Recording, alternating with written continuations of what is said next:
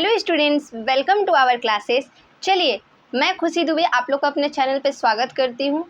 आज के क्लास में हम लोग क्या पढ़ेंगे, सेमेस्टर 2 आईआरसी फिजिक्स का जो फर्स्ट यूनिट था, यूनिट एंड मेजरमेंट, उसके कुछ बेसिक टॉपिक्स को देखेंगे और इस वीडियो के बाद इस चैप्टर के जो इंपॉर्टेंट क्वेश्चंस होंगे वो आपको प्रोवाइड किए जाएंगे। ठीक है, उससे पहले हम आपको थोड़ा बेसिक चीज़ पढ़ा दें कि हाँ बेसिक क्या है, कैसे है, और थोड़ा सा आपको आइडिया मिल जाएगा इस वीडियो को देख के। और उसके बाद फिर हम लोग इसके बाद जो इंपॉर्टेंट यूनिट डायमेंशनल, इस चैप्टर से मैक्सिमम क्वेश्चंस वहीं से आते हैं। मीन्स आपको कोई मास का पूछ देगा, डायमेंशनल फार्मूला क्या होगा, लेंथ का क्या होगा, मीटर का क्या होगा, मीन्स इस तरीके से आपको डायमेंशनल फार्मूला यहाँ से पूछा जाएगा। बाकी के क्वेश्चंस आपका motion in a straight line, वहाँ से एक न्यूमेरिकल पूछेगा, वो सारा चीज़ अभी आपको पता चल जाएगा। ठीक है, बट ये थोड़ा बेसिक था तो मैंने सोचा आपको थोड़ा एक्सप्लेन कर दिया जाए। तो देखिए बच्चों,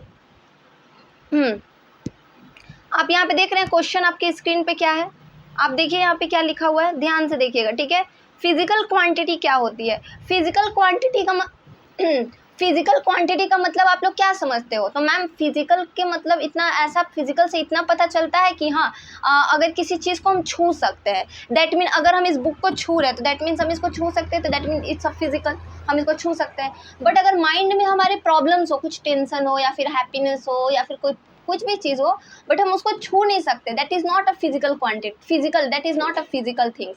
जैसे बोलते हैं ना कि नहीं हमको ये चीज़ एकदम फिजिकली डिस्टर्ब कर दिया, दैट मीन्स व्हाट, कि बॉडी पे इफेक्ट पड़ रहा है। जिस चीज़ को हम लोग देख सकते हैं, छू सकते हैं, फील तो कर ही सकते हैं, तो दैट इज़ फिजिकल। ठीक है, तो यहाँ पे फिजिकल क्वांटिटी की बात हो रही है। फिजिकल तो आपको क्लियर हुआ, फिजिकल का मतलब क्या हो गया। फिजिकल का मतलब ही है कि जिसको आप छू सकते हो, टच कर सकते हो, जस्ट लाइक कॉपी, किताब और ये सारी थिंग्स जिसको आप देख रहे हो। ठीक है, अब आपको हैप्पीनेस तो दिखेगा नहीं, तो वो फिजिकल क्वांटिटी में आती नहीं, वो मेंटेलिटी है। तो चलिए इस यहाँ पे हम थोड़ा देखते हैं फिजिकल क्वांटिटी क्या है। तो the quantity which can be measured and by the means of which we describe the laws of physics are called physical quantity. इसका क्या मतलब हुआ, अगर हम लॉज ऑफ फिजिक्स के जगह लिख देते फिजिकल वर्ल्ड, तो that is both are the same meaning. ठीक है, बोथ मीनिंग आर सेम, मतलब दोनों का मीनिंग सेम होता। कैसे मैम, ये लाइन थोड़ा बता दीजिए। देखिए फिजिकल क्वांटिटी क्या होती है, तो फिजिकल क्वांटिटी एक ऐसा क्वांटिटी है जिसको मेज़र किया जाता है किसी भी चीज़ को देख के, उसको छू के, उसको फील करके, मतलब फीलिंग तो बाद में, पहले उसको देख के और छू के उसको फील किया जाता है। ठीक है, तो फील करने का मतलब आप उसको मेज़र करोगे।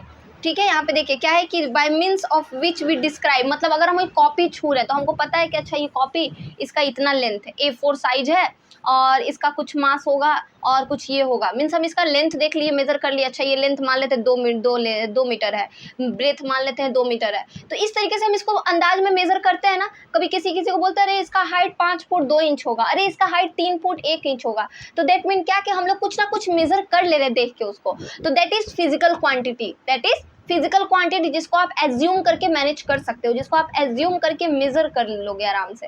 ठीक है, तो जैसे कि मास है किसी चीज़ का, लेंथ है, टाइम, डेंसिटी, टाइम भी बोलते हैं ना, अरे कोई आपसे पूछेगा टाइम कितना हो रहा है थोड़ा बताइए ना, आप आराम से कह दीजिएगा कि अभी यही कोई बज रहा होगा 12। आपको नहीं पता, अगर आपके पास आपको क्लियर नहीं भी पता है, then you can say what 11 बज रहा है, 12 बज रहा है, 1 बज रहा है, यू कैन ईजिली से, आप आसानी से कह सकते हो कि मतलब इतना बज रहा है। ठीक है, ऑन द अदर हैंड, और दूसरे हैंड में क्या कह सकते हैं, दूसरी तरफ से क्या कह सकते हैं कि वेरियस हैपनिंग इन लाइफ, बहुत सारी चीज़ें लाइफ में होती है, जैसे कि खुशी, दुखी, can not be physical quantity as can not be measure. मैंने भी आपको स्टार्टिंग में क्या समझाया था कि बहुत सारी चीज़ें, जैसे हम आपको बताए थे ना कि जैसे कि हम खुश हैं, आप उसको कह दोगे अच्छा ये आधा किलो खुश है, अच्छा ये ½ kg खुश है, 1 kg खुश है, 2 kg खुश है, या फिर 2 लीटर खुश है, या फिर 2 मीटर खुश है। इस टाइप से हम उसको मेजर नहीं कर सकते। We can not measure the feeling, we can not measure our feelings.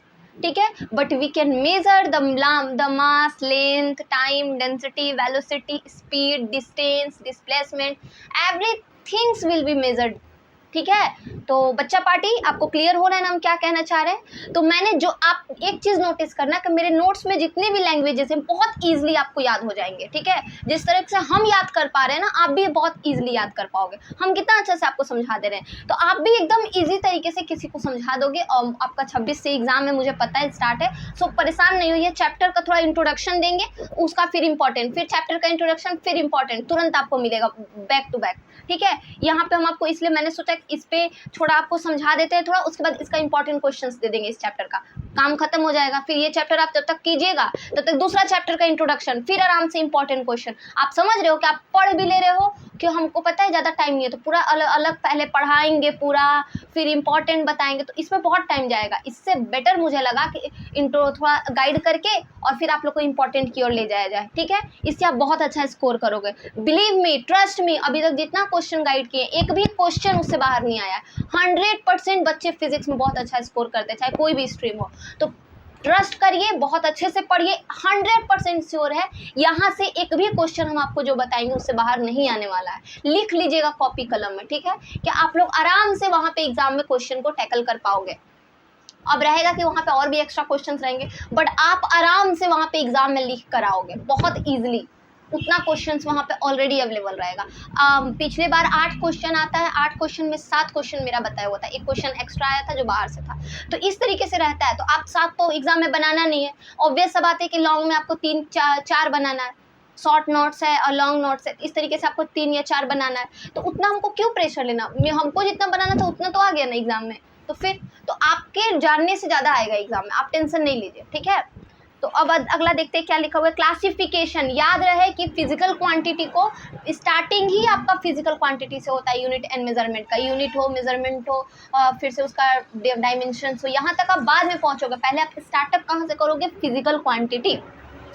अब इसको 3 तरह से डिराइव किया जाए। एक होता है कि based on there directional property, मतलब वो किस किस डायरेक्शन में जा रहा है, मतलब वो क्या है। इसको क्लासिफाइड करना मतलब इसको दिखाया गया है। क्लासिफाइड करना मतलब दिखाना कि हाँ भाई मान लीजिए हम जा रहे हैं धनबाद, तो मेरे पास 2 ऑप्शन है, किस किस रास्ते से जा सकते हैं, मतलब मेरे डायरेक्शन को बताया गया कि ये ऐसे ऐसे रास्ता से जा सकता है। समझ में आ रहा है ना। सपोज आपको कहीं जाना है, आपके पास 2 ऑप्शन रहता है ना, 2 रास्ता रहता है, कंफ्यूज रहते हैं अगर आपको एड्रेस नहीं पता है कि हम इधर जाएं कि इधर जाएं, इस साइड जाएं कि इस साइड जाएं। आप यहाँ पे खड़े हो, एक रास्ता इधर जाता है, एक रास्ता इधर जाता है, तो इसी को बोलते हैं आपके लिए दोनों रास्ता क्लासिफाइड है, आपके लिए मतलब ओपन करके पूरे अच्छे से वहाँ पे रख दिया गया है, दोनों आपके लिए बांट दिया गया, आपको जिसमें जाना है आप जाओ, ठीक है। तो ये 2 रास्ता है आपके लिए, एक स्केलर है, एक वेक्टर है। वैसे ही फिजिकल के लिए एक स्केलर है, एक वेक्टर है। स्केलर में भी जाते हैं तो आपको पता है कि इस क्लियर हुआ। क्लासिफिकेशन का मतलब होता है कि 2 रास्ता है मेरे पास, एक स्केलर है, एक वेक्टर है। वो मान लीजिए हम फिजिकल क्वांटिटी है, मेरे लिए 2 रास्ता है, दोनों रास्ता पे हम चल सकते हैं। फिजिकल एक है स्केलर, एक है वेक्टर, ठीक है। स्केलर जिसमें सिर्फ मैग्नीट्यूड अवेलेबल है, मतलब सिर्फ आप कितना चल रहे हो वो पता है, कि कहाँ जा रहे हो वो नहीं पता, बट कितना चल रहे हो वो हम आराम से बता देंगे। हाँ 2 किलोमीटर चले, 3 किलोमीटर चले, बट किस किस डायरेक्शन में चले वो नहीं पता।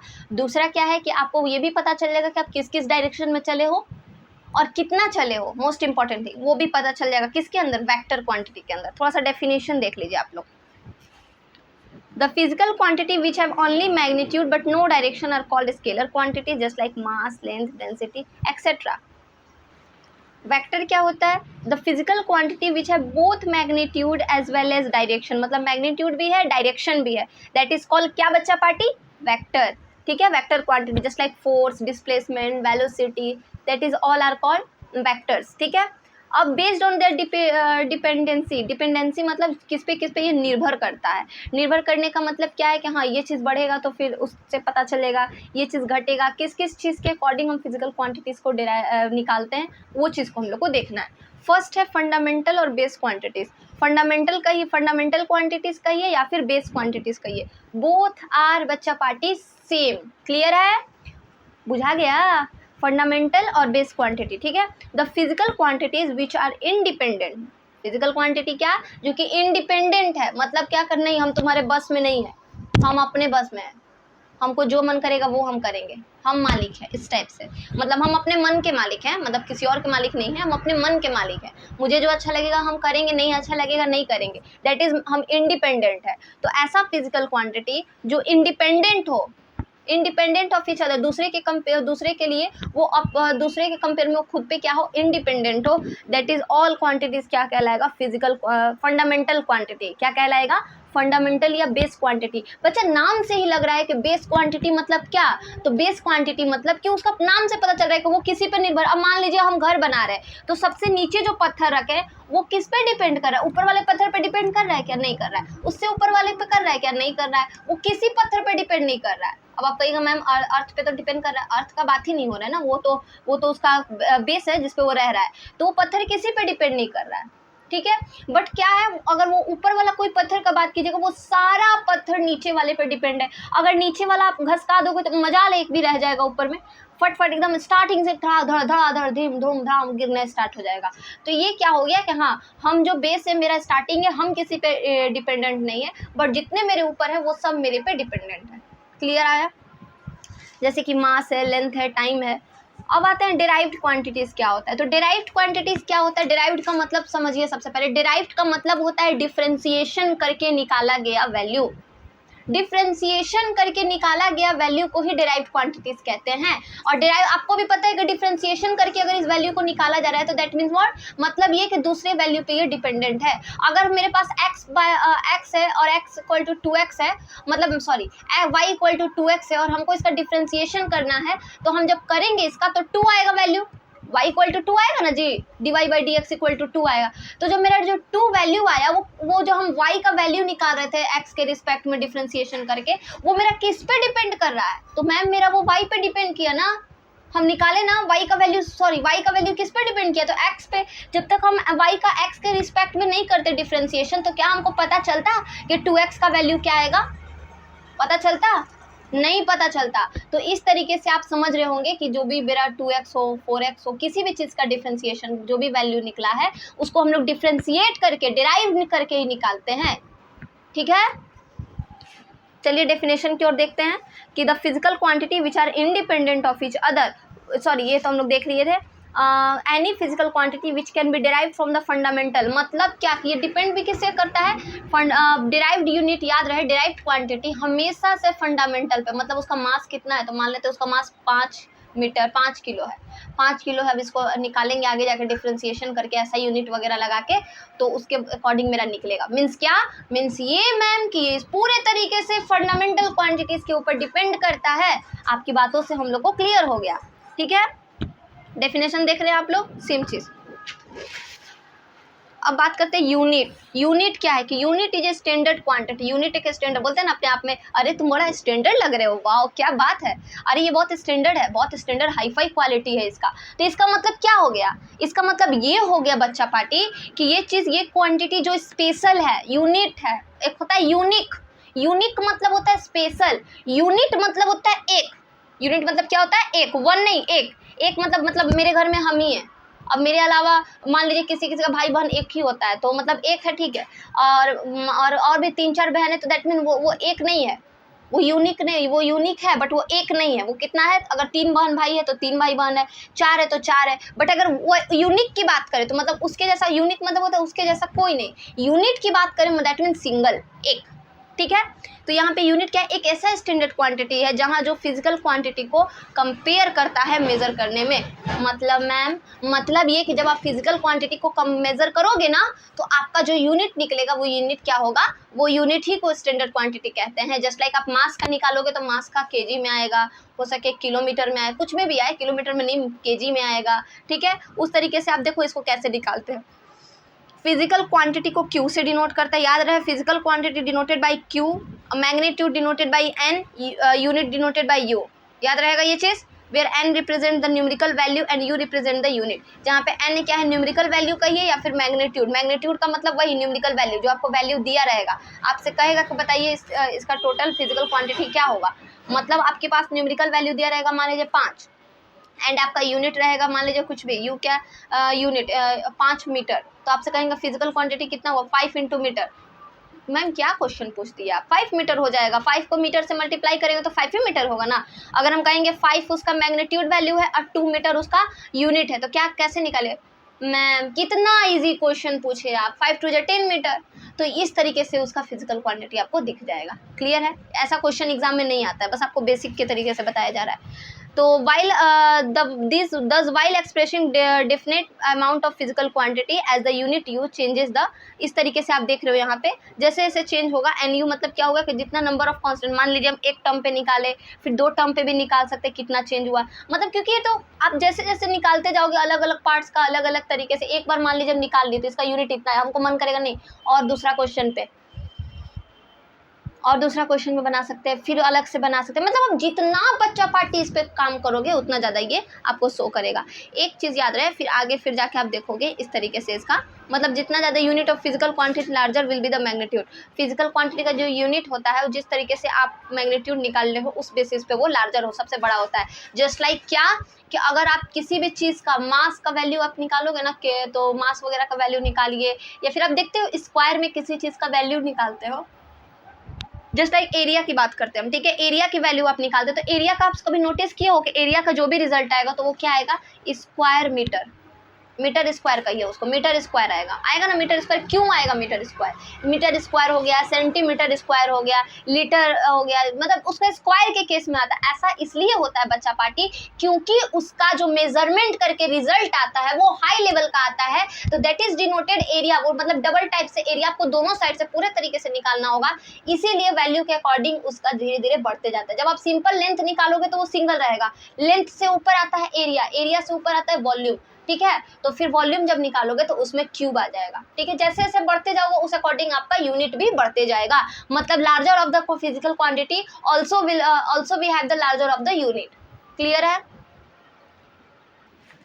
अब आप देख रहे हो system of unit. Unit of system कितना है, एक सीजीएस सिस्टम है, एक एफपीएस सिस्टम है और एक एनकेएस सिस्टम है। ये सब चीज़ों को एक बार आप देख लीजिएगा, नोट डाउन कर लीजिएगा कॉपी में समझने के लिए, ठीक है। आप लोग इसको अच्छे से नोट डाउन करिएगा। ये कुछ फिजिकल क्वांटिटीज है, इसको एक बार देख लीजिएगा, खास करके इसका डेफिनेशन आप याद कर लीजिएगा कैसा यूनिट क्या होता है, ठीक है। ये रहा आपका फंडामेंटल यूनिट का सिंबल, मास का सिंबल केजी, लेंथ का मीटर में उसका होता है यूनिट और उसका सिंबल एम है, टाइम का सेकंड उसका एस से डिनोट करते हैं, केल्विन का के, कैंडेला का सी डी, एम्पियर का ए, मोल का इस टाइप से। तो आप इसको देख लीजिएगा, ठीक है। रेडियन बहुत बार रेडियन से क्वेश्चन एग्जाम में और आता है, ठीक है। रेडियन से एग्जाम में क्वेश्चन आता है कि रेडियन क्या है। तो radian describe the plane subtended by circular arc, मतलब किसी प्लेन पे किसी सर्कुलर आर्क के वैल्यू को निकाला जाता है, दैट इज रेडियन होता है। मतलब क्या मैम, मतलब ये कि आप सीधे लाइन पे काम कर रहे हो और हम आपसे कहेंगे कि आप कुछ आर्क का काम, मतलब कुछ एंगल में आप काम की कुछ चीज़ आपको ऊपर से हम दे रहे हैं, तो दैट इज में कितना वो आर्क बना, मतलब उस लाइन से लेके आपका वो जो स्ट्रेट लाइन है वहाँ तक में आर्क कितना बना, मतलब कोना कितना बना, कितना कोना पे। सपोज हम आपको एग्जाम्पल देते हैं, हम ऊपर से आगे ऐसे आए, ठीक है, जस्ट ऐसे आए, तो यहाँ पे कुछ ना कुछ इस तरीके से ऐसे समझ, देखिए हम आपको कॉपी में बताते हैं। सपोज ये लाइन है सीधा, सपोज ये सीधा लाइन है ना, अब ऊपर से इसको कुछ मिल रहा है, इसको आर्क टाइप को इसको बनाना है, मतलब वो क्या है, कुछ बाहरी चीज़ इस पे आ रहा है, क्या हो रहा है, एक प्लेन सबटेंडेड सर्कुलर आर्क, मतलब क्या कि इस पे कुछ हम काम करवा रहे हैं, कुछ चीज़ को ला रहे हैं। तो दैट मीन्स क्या कि ये जब लाइन है इस पर कुछ आएगा तो कह रहा है कि इस पर कितना कोना निकलेगा, जिसको हम लोग थीटा मान के चलते, इसी थीटा को वैल्यू को हमको निकालना है, ठीक है। और फिर इसको हम लोग ज्योमेट्री के हेल्प से इसको ऐसे कर्व बना देते हैं, इस टाइप से बनता है, ठीक है। यहाँ से क्वेश्चन उतनी है, theta equal to S by R हो गया, और फिर रेडियन, इसको रेडियन हो गया, इसको रेडियन से आर ए डी रेडियन से डिनोट करते हैं। यहाँ पे देखिए सॉलिड एंगल क्या होता है, सॉलिड एंगल जो मतलब सर्कल के अंदर ही, सर्कल के अंदर जो कुछ पॉइंट पे काम करे, कुछ पॉइंट पे आप वैल्यू निकाल रहे हो सेंटर से लेके एक पॉइंट से दूसरे पॉइंट पे, उसी लाइन में उसी पाथ पे, सर्कल के उसी पाथ पे सेंटर से एक पॉइंट से दूसरे पॉइंट के वैल्यू को निकाल रहे हो, उसी को बोलते हैं स्टेरेडियन। उसको जो मेजर करता है उसी को बोलते हैं स्टेरेडियन। याद रहे ये सारा यूनिट्स है, तो उसको जो मेजर करता है, ये उस मेजर करने के यूनिट को कहा जाता है स्टेरेडियन, ठीक है। जो सॉलिड बोले ना अभी हम आपको कि एक सॉलिड एंगल है जिसको ratio between the area subtended and the square of its distance, मतलब सेंटर से दो पॉइंट्स का जो डिस्टेंस निकलेगा उसी को क्या कहते हैं, उसी को जो डिनोट करता है, उसी को जो मेजर करता है, दैट इज स्टेरेडियन। क्लियर है। इस चीज़ को आप लोग अच्छे से एक बार देख लीजिएगा। इन सब का यूज़ करेंगे बच्चा पार्टी हम लोग कहाँ पे, तो मैम हम लोग यूज़ करेंगे इंपॉर्टेंट क्वेश्चन में हम आपको देंगे, ठीक है।